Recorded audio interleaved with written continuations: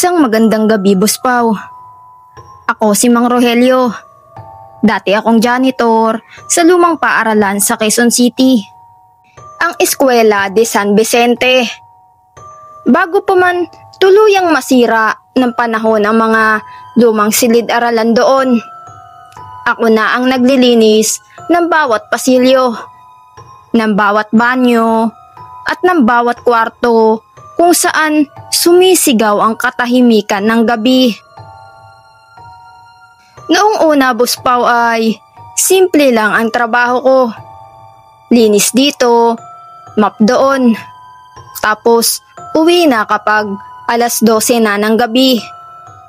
Ang buong paaralan ay mula sa lumang gusaling yari sa kahoy hanggang sa bagong annex building na itinayo pa noong dekada 90. Parang normal lang naman iyon.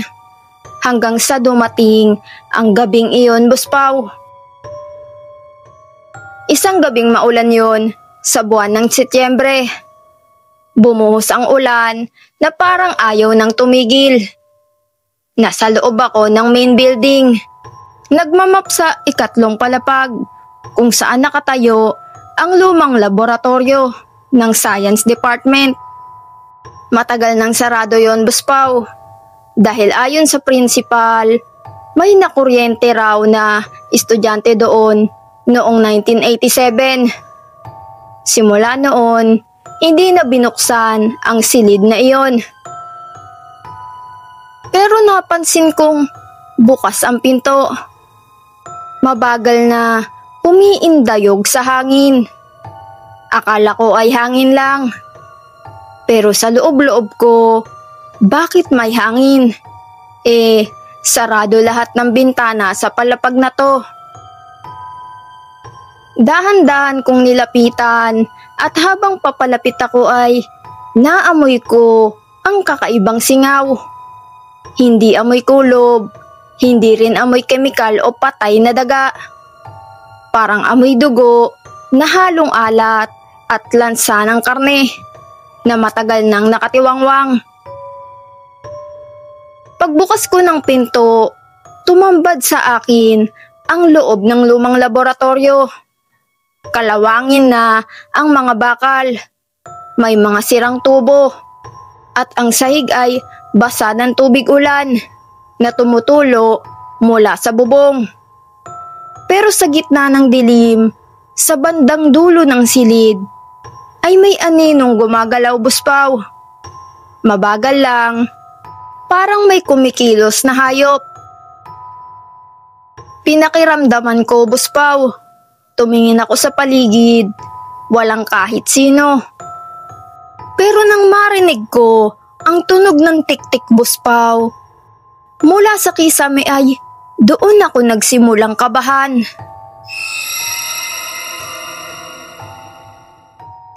Ang tunog ay hindi basta tulo ng tubig. Parang nagmumula sa nilalang na may pakpak. Bawat tik-tik ay lumalakas habang ako ay lumalapit. Hanggang sa may pumatak sa balikat ko. Mainit, malagkit, at pagtingin ko ay isa iyong dugo. At pag-angat ng ulo ko ay doon ko nakita, Boss Pao. Isang nilalang na may mahabang kuko, naglalaway at nakabaliktad sa kisame.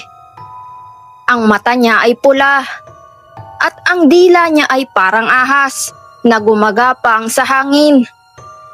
Tik-tik yun, Boss Pao. Isang aswang. Hindi ko alam, pero ang halimaw na iyon ay nakatitig sa akin na para bang siya ang tunay na may-ari ng paaralang iyon.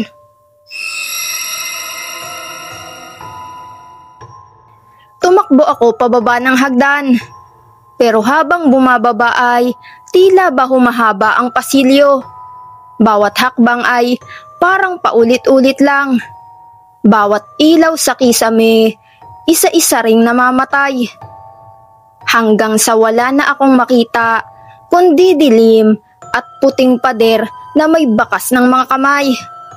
Parang mga estudyanteng humihingi ng tulong. Pagdating ko sa ground floor, may maririnig kang mga tunog ng mga lumang sapatos na tumatakbo sa sahig. Kahit wala namang tao, pero may mga yapak ng bata, basang-basa ng putik. Sa bawat paglingon ko ay may dumadaang anino. Isang batang babae na duguan ang uniforme, Buspaw. Nakatingin sa akin mula sa dulo ng hallway. Hindi gumagalaw, pero ang mga mata niya ay umiiyak ng itim na likido. Bigla kong naalala ang kwento ng dating janitor bago ako. Si Mang Celso. Ayon sa mga gwardya ay isang gabi raw narinig nila si Mang Celso na sumisigaw sa loob ng lumang laboratorio. Pagdating nila ay sarado naman ang lahat ng pinto at ang sahig ay puno ng dugo. Wala na siya mula noon. Wala man lang bangkay o kahit anong bakas. Ang naiwan lang ay ang map niya, nakasandal sa pader at may tuyong dugo sa dulo. Kinabukasan, pinilit kong kalimutan ang lahat. Pero sa tuwing lilinisin ko ang ikatlong palapag, ay lagi kong naririnig ang tik-tik, Buspaw. At minsan ay may mararamdaman akong hangin na umiikot sa paligid ko kahit sarado lahat ng bintana. Minsan pa nga, may maririnig akong boses ng batang babae. Pabulong na nagsasabing, "Huwag mong bubuksan ulit." Isang gabi, Buspaw, naisip kong suwayin ang babala. Gusto kong tapusin ang lahat ng misteryo. Bumalik ako sa laboratorio, dala ang flashlight. Pagbukas ko ay wala na ang dati kong nakita, pero sa sahig ay may lumang journal. Pagbasa ko ay doon ko nalaman ang nakakatakot na katotohanan. Ang paaralan pala ay itinayo sa dating sementeryo noong panahon ng Hapon. Sa mismong lugar kung saan nakahukay ang mga bangkay ng mga sundalo at sibilyan na pinatay sa loob ng mga kuweba ng Kamuning. Ginawa nilang pundasyon ng gusali ang mismong lupa kung saan may libingan. At ang lumang laboratorio, iyon daw ang dating morgue kung saan nililinis ang mga bangkay bago ilibing.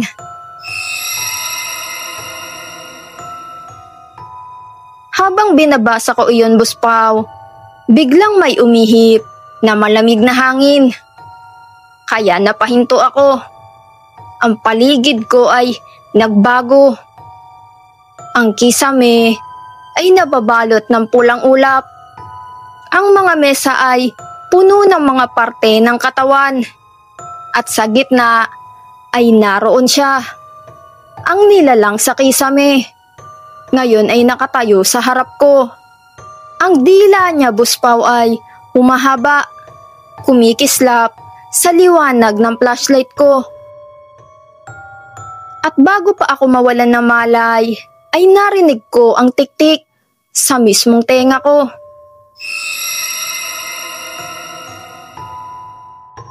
Pagdilat ko, Buspaw, ay nasa ospital na ako. Sabi ng mga pulis, nakita raw akong nakahandusay sa labas ng gate ng paaralan.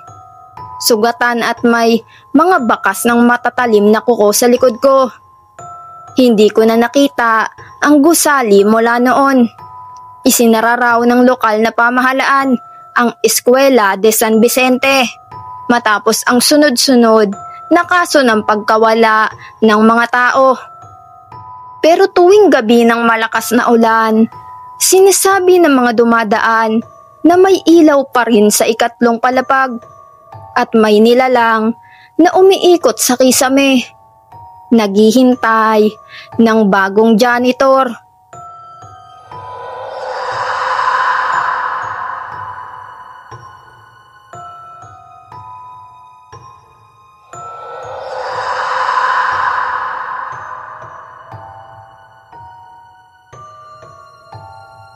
Isang magandang gabi mga kahoror. Ako si Jen.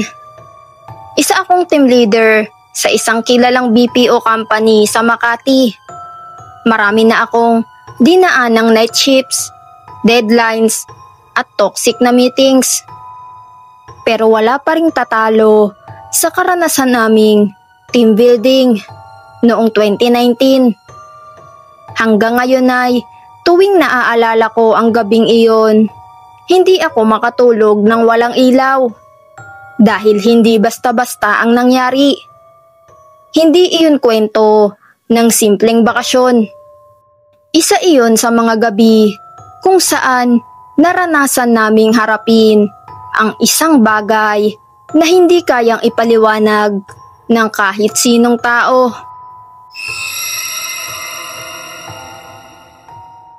Noong mga panahong iyon ay sobrang stress na ang team ko. Puro reklamo, burnout at pagod sa trabaho. Kaya minungkahi ng HR na magkaroon ng team building para makapagpahinga. Ang napili naming lugar, Boss Pao, ay yung isang private resort sa Tanay Rizal, sa gilid ng bundok, malapit sa isang ilog. Ayon sa nagbook ay maganda raw, mura at tahimik.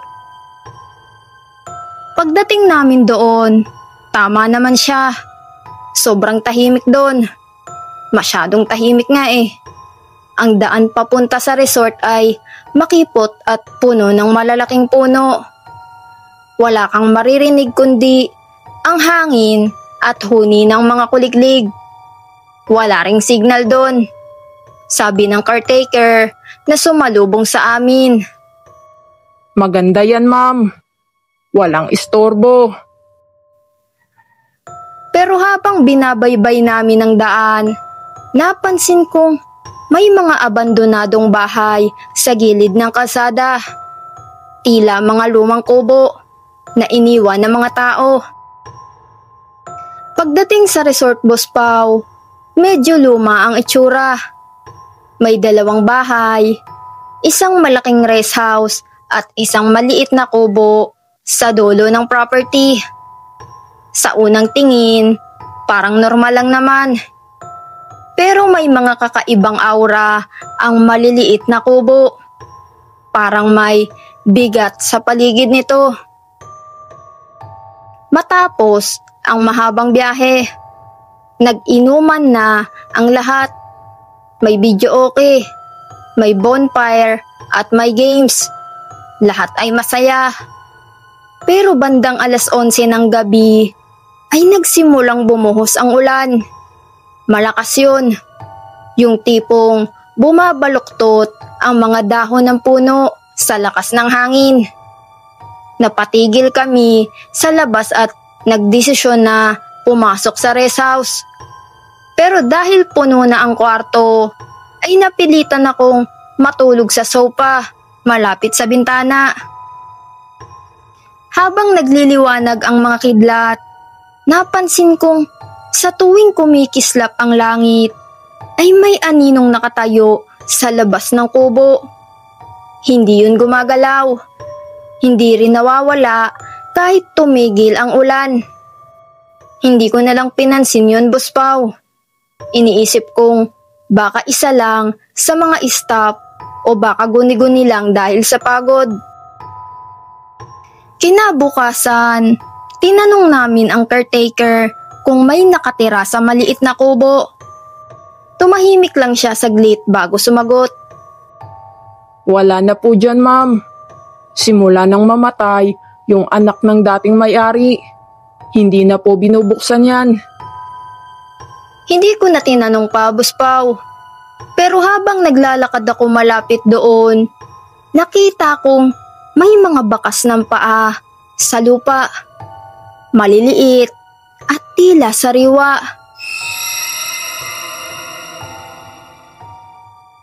Pagsapit ng hapon ay nagpasya ang ilan sa amin na mag-hiking papunta sa ilog na nasa likod ng resort.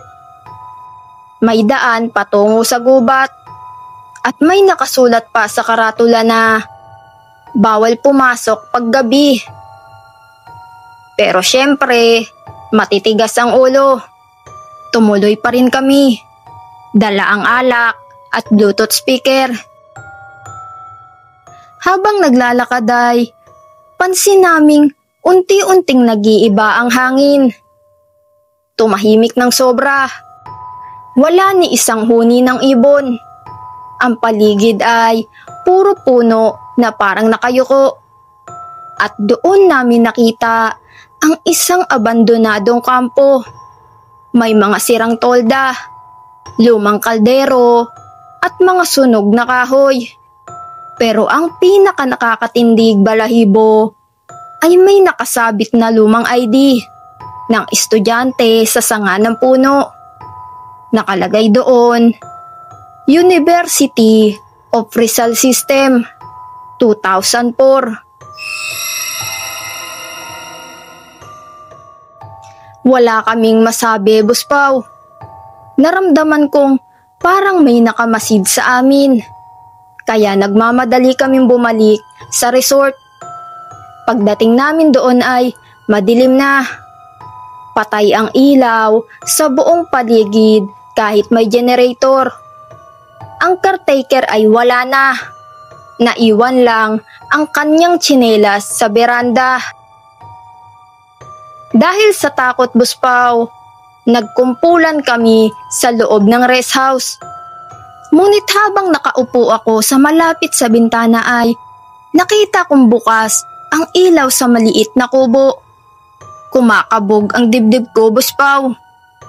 Walang kuryente doon. Pero bakit may ilaw doon? Pinilit kong wag tignan. Pero naramdaman kong may nakatitig mula sa loob. Isang silueta ng babae. Nakatayo sa ilalim ng lampara. Mahaba ang buhok at nakayuko.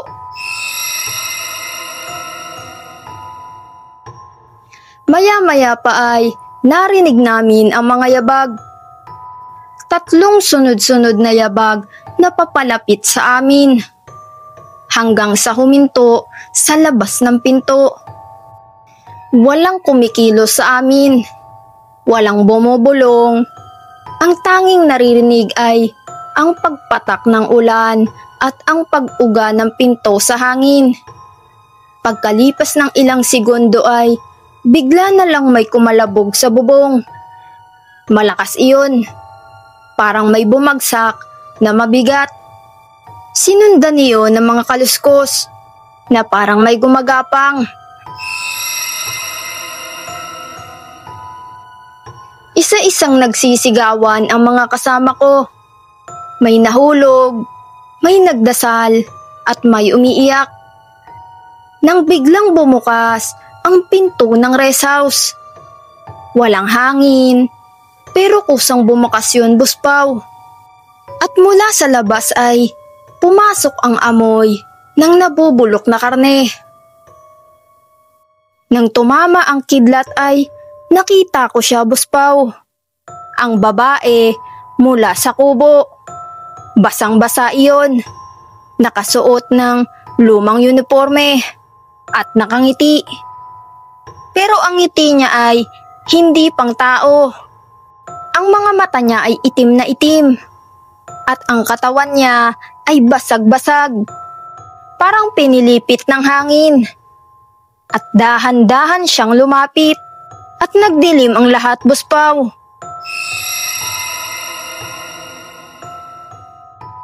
Pagmulat ko ay umaga na. Nasa labas ako. Nakahandusay sa tabi ng ilog. Ang mga kasama ko ay tulala. Walang makapagsalita. Wala na rin ang kubo sa dulo ng resort. Parang hindi kailanman naging totoo.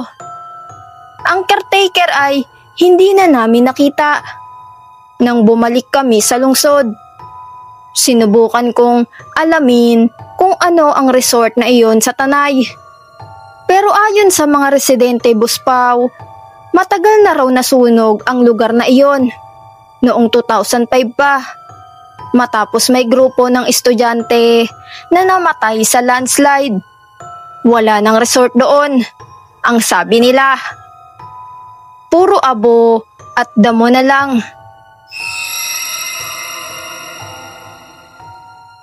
Pero alam kong totoo yung gabi na yon. Dahil tuwing umuulan, naririnig ko pa rin minsan sa mga panaginip ko ang boses niya. Mahinang boses ng babae. Pabulong at sinasabing, "Bumalik kayo. Hindi pa tapos ang laro."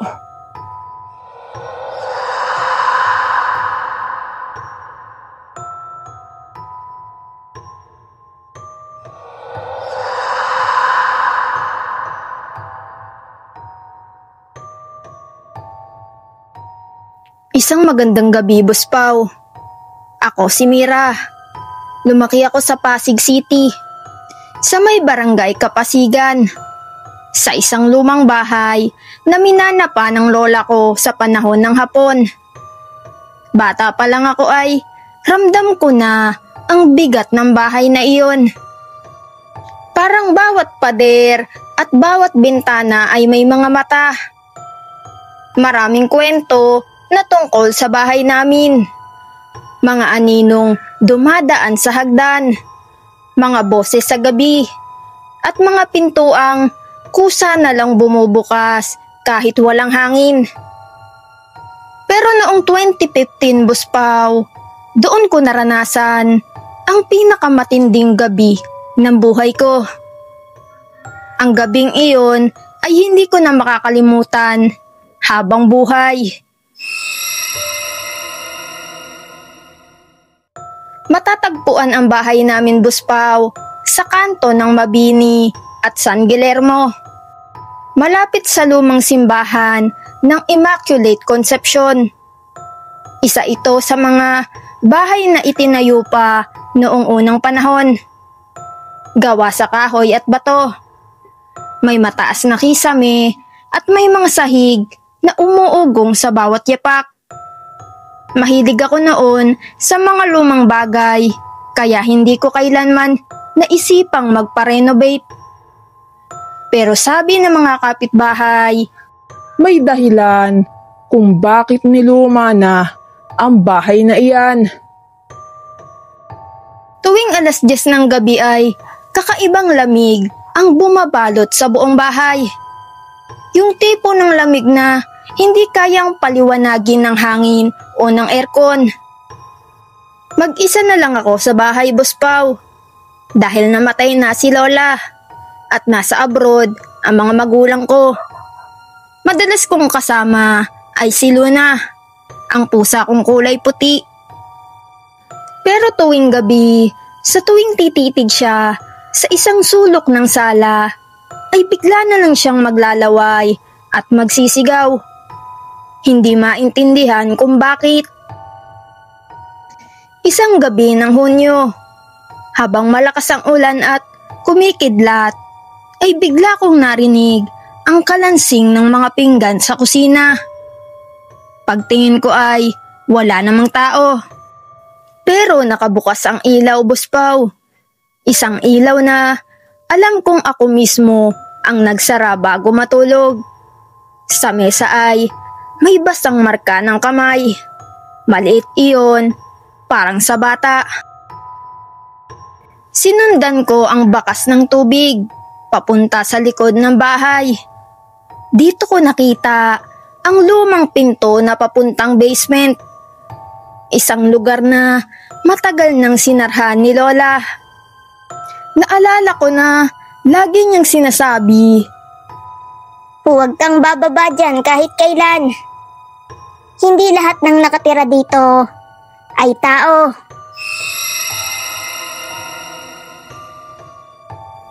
Pero dahil sa takot at kuryosidad ay binuksan ko iyon, Boss Pao. Mabigat ang pinto at pagbukas ko ay sumalubong sa akin ang amoy ng lumang lupa at amag. Ang ilaw ng flashlight ko ay halos hindi tumagos sa dilim. Pero sa isang sulok ay may nakita akong lumang aparador. Bukas ito ng bahagya at sa loob ay may mga lumang damit. parang sa panahon pa ng 1940s. May nakasabit pang rosaryo na kulay itim at may puting mansya sa gitna. Parang pinagsamang abo at dugo. Sa ilalim ng aparador ay may nakasiksik na mga lumang laruan. Laruang kotse, manika na punit ang muka at mga lumang litrato ng batang babae.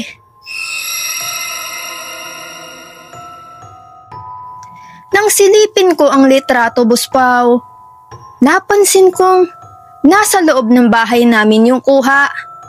Pero may isang batang babae na hindi ko kilala. Nakatayo sa likod ng sofa. Nakasuot siya ng puting bestida at nakangiti.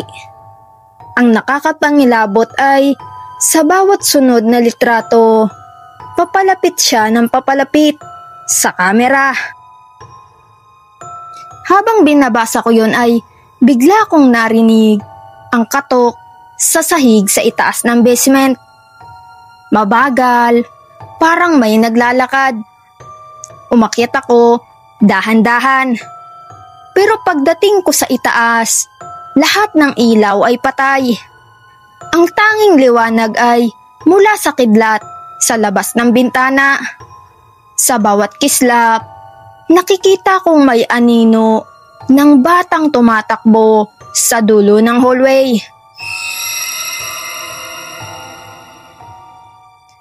At sa kwarto ni Lola ay bigla kong naamoy ang amoy ng kandila at lumang pabango.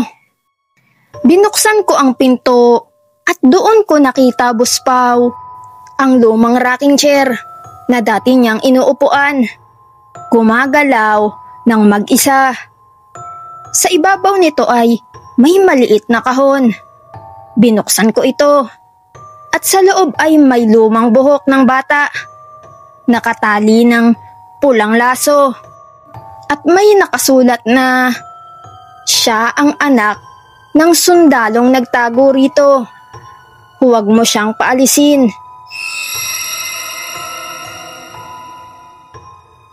Pagkabasa ko nito ay may maririnig na boses ng bata sa likod ko. Humahagik-hik. Paglingon ko ay wala naman. Pero sa salamin sa harapan ko ay may nakikita akong bata sa likuran ko. Nakatayo, duguan ang bestida at ang mga mata niya ay walang itim.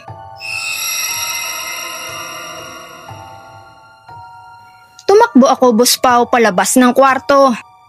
Pero habang bumababa ako sa hagdan, napansin kong iba na ang bahay. Ang mga pader, puno na ng lumang larawan ng mga taong hindi ko kilala. Ang mga mata nila ay sinusundan ako. At ang orasan, umiikot pabaliktad. Ang ilaw ay umiilaw ng kulay pula. Pagdating ko sa sala, doon ko nakita si Luna, ang pusa ko, Buspaw. Nakatayo sa gitna ng sahig, nakatingala at may hawak na laruan sa bibig. Ang parehong laruan na nakita ko sa basement. Paglapit ko ay tumigil siya at sa ilalim ng kanyang mga paa ay may marka ng dugo. Biglang may sumigaw mula sa itaas. Boses ng batang babae. Isang sigaw na parang humahalo sa hangin. Kasabay nito ay bumukas lahat ng pinto sa bahay. Ang mga kurtina pumapagaspas kahit sarado ang mga bintana. At sa kisame ay may mga kamay na bumubulaga. Pilit akong inaabot. Pagtapos ay lahat ay tumigil. Walang tunog. Wala ni isang kaluskos. Pagdilat ko ng mata ay umaga na, Buspaw. Nakahiga ako sa sala at sa tabi ko ay nakabukas ang lumang kahon ni Lola. Pero wala na roon ang buhok ng bata at wala na rin si Luna. Ang mga litrato sa dingding ay nag-iba. Nawala ang mga mukha ng mga tao. Ang natira lang ay isang litrato ng batang babae sa may hagdan. Nakatingin diretso sa akin. Makalipas ang ilang araw ay dumating ang isang matandang lalaki. Ayon sa kanya, apo siya ng dating sundalo na tumira sa bahay noong 1944. Ang anak daw ng sundalo ay namatay sa loob ng bahay habang nagtatago sila sa mga hapon. Nalunod sa ilalim ng basement matapos bumagsak ang lumang pader. Hindi na nahanap ang katawan. Mula noon, Boss Pao, ang sabi niya, kahit na sinong tumira sa bahay ay makakakita ng bata tuwing gabi. Nang malakas ang ulan, palaging nagsisimula sa kalansing ng pinggan, sa amoy ng kandila at sa paggalaw ng rocking chair. Umalis ako sa bahay makalipas ang isang linggo. Sinubukan ko pa itong ibenta, pero walang tumatagal na bumibili. Ang sabi ng mga bagong nagrerenta ay may batang naglalaro raw sa hagdan tuwing madaling araw. Nakasuot ng puting bestida at humahawak sa kanilang paa habang natutulog.